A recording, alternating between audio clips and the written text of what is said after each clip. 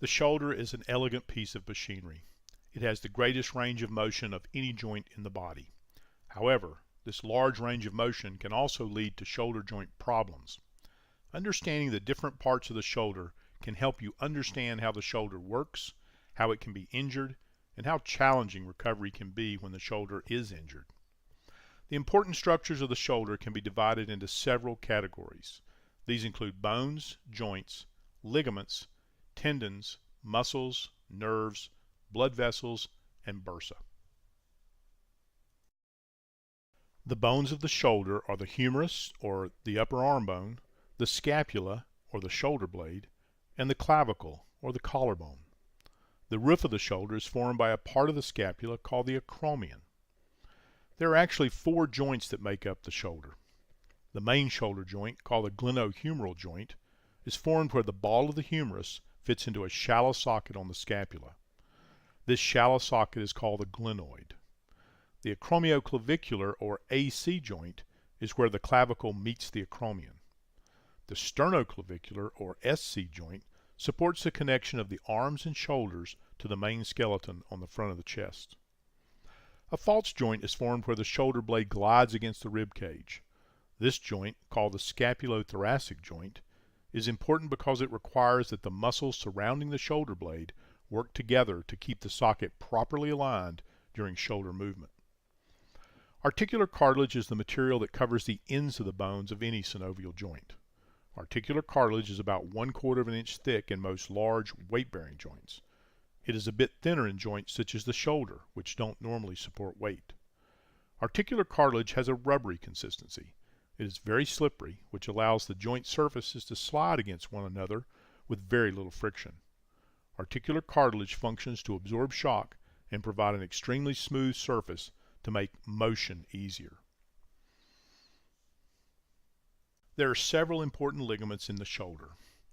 Ligaments are soft tissue structures that connect bones to bones. The joint capsule is a watertight sac that surrounds a joint.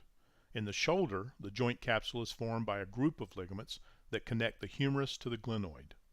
These ligaments are the main source of stability for the shoulder. They help hold the shoulder in place and keep it from dislocating. Ligaments attach the clavicle to the acromion in the AC joint.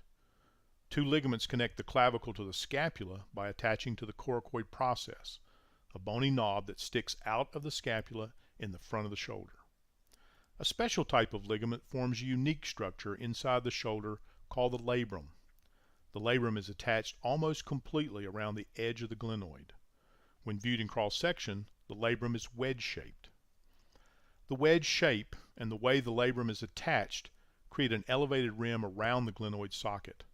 This is important because the glenoid socket is so flat and shallow that the ball of the humerus does not fit tightly. The labrum creates a deeper cup for the ball of the humerus to fit into. The labrum is also where the biceps tendon attaches to the glenoid. Tendons are much like ligaments, except that tendons attach muscles to bones. Muscles move the bones by pulling on the tendons. The biceps tendon runs from the biceps muscle across the front of the shoulder to the glenoid. At the very top of the glenoid, the biceps tendon attaches to the bone and actually becomes part of the labrum. This connection can be a source of problems when the biceps tendon is damaged and pulls away from its attachment to the glenoid. 4 tendons connect the deepest layer of muscles, the rotator cuff muscles, to the humerus. Just before these muscles attach to the upper end of the humerus, they join together to form a single tendon called the rotator cuff. The rotator cuff muscles lie just outside the shoulder joint. These muscles help raise the arm from the side and rotate the shoulder in many directions. The rotator cuff muscles and tendons also help keep the shoulder joint stable by contracting and holding the humeral head tightly in the glenoid socket as the humerus moves. The large deltoid muscle forms the outer layer of shoulder muscle. The deltoid is the largest, strongest muscle of the shoulder. The deltoid muscle provides the power to lift the arm once the arm is away from the side. The main nerves that travel into the arm run through the axilla under the shoulder. 3 main nerves begin together at the shoulder: the radial nerve, the ulnar nerve, and the median nerve. These nerves carry the signals from the brain to the muscles that move the arm. The nerves also carry signals back to the brain about sensations such as touch, pain, and temperature. There is also an important nerve that travels around the back of the shoulder joint to supply sensation to a small area of skin on the outside of the shoulder and motor signals to the deltoid muscle. This nerve is called the axillary nerve. Traveling along with the nerves are the large vessels that supply the arm with blood. The large axillary artery travels through the axilla. If you place your hand in your armpit, you may be able to feel the pulsing of this large artery. The axillary artery has many smaller branches that supply blood to different parts of the shoulder. The shoulder has a very rich blood supply.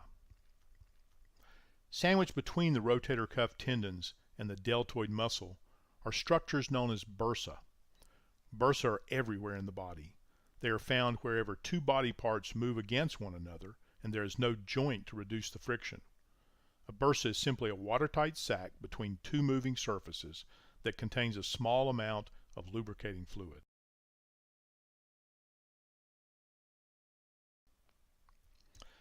As you can see, the shoulder is extremely complex with a design that provides maximum mobility and range of motion.